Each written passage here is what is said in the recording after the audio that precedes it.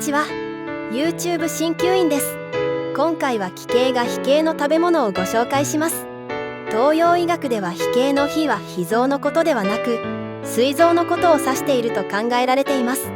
ですから今回は膵臓に良い影響を与える食べ物をお伝えしていきます。このチャンネルでは東洋医学や鍼灸についての情報をお伝えしています。ぜひチャンネル登録をよろしくお願いいたします。以前食べ物には奇形といって生薬や食材がどの臓器に作用するかを示すものがあるとお伝えしました。今回は奇形が非形の食べ物とその食材を使った簡単レシピをご紹介します。非形に良い食べ物。米、大麦、トウモロコシ、そば、さつまいも、山芋、大豆、黒豆、エンドウ豆、かぼちゃ、豆腐、こんにゃく、なす、生姜、にんにく、人参、りんご、ぶどう、レモン、みかん、ライチ、イワシ、鮭。それでは奇形が非形の食材を使った簡単レシピをご紹介していきます。ここからは映像と音楽でお楽しみください。黒豆茶。